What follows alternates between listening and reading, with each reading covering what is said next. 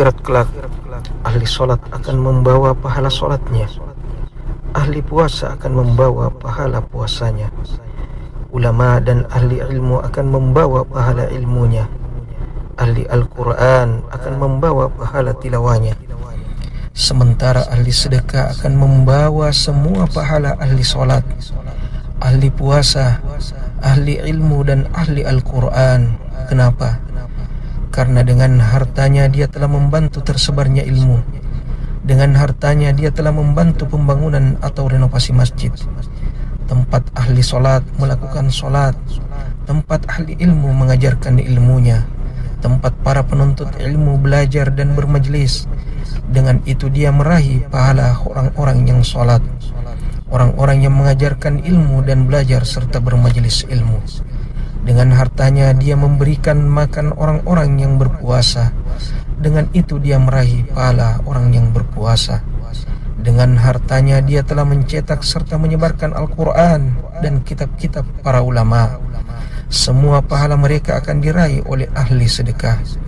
Wallahi, demi Allah, kelak di akhirat ahli sedekah adalah orang-orang yang bahagia dengan pahala sedekahnya, pahala besar yang dia tidak sangka-sangka.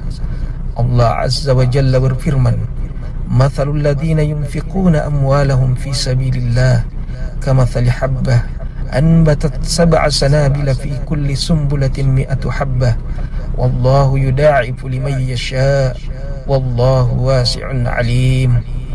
Perumpamaan sedekah yang dikeluarkan oleh orang-orang yang menafkahkan hartanya di jalan Allah adalah serupa dengan sebutir benih yang menumbuhkan 7 bulir. Pada tiap-tiap bulir 100 biji. Allah melipat gandakan ganjaran bagi siapa yang dia kehendaki. Dan Allah maha luas karunia-Nya lagi maha mengetahui. Al-Quran Surah Al-Baqarah ayat 261.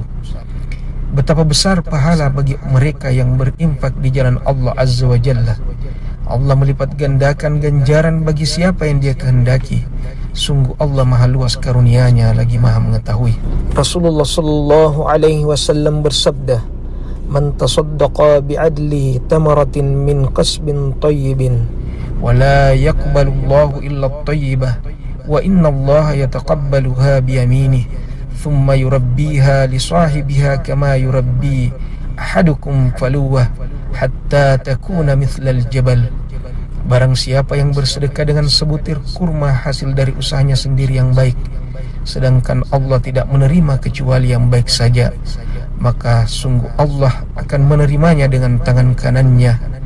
Allah akan memelihara dan mengembangkan pahala sedekah tersebut, sebagaimana salah seorang di antara kalian memelihara dan membesarkan kuda kecilnya, hingga kelak di akhirat tiba-tiba dia melihat pahala sedekah sebesar gunung. Hadis ini sahih riwayat Al-Bukhari dan Muslim. Lihatlah, Allah Azza wa Jal tidak melihat seberapa besar yang kita sedekahkan, namun Allah melihat ketakwaan hati kita. Ketika kita berkorban di jalan Allah sekecil apapun itu, Allah akan memeliharanya. Allah akan mengembangbiakannya menjadi besar, jauh lebih besar dari yang kita bayangkan. Untuk itu berinfaklah, berikanlah sedekah dari harta kita untuk membantu saudara-saudara kita, membantu orang-orang yang berjuang di jalan Allah Azza wa Jal, membantu guru-guru kita yang berjuang menyelamatkan akidah dan mencerdaskan umat, membantu mereka para tenaga medis di tengah wabah ini, membantu mereka para relawan sosial yang berada di garis depan dan rela meninggalkan keluarga yang mereka cintai, yang bahkan mempertaruhkan kesehatan dan jiwa mereka untuk menolong sesama. Saudaraku, ambillah bagian, jangan pernah ketinggalan, jangan pernah menyesal ketika orang-orang bahagia dengan pahala sedekahnya, sementara kita hanya meratap penuh sesal. Na'udzubillah min dzalik.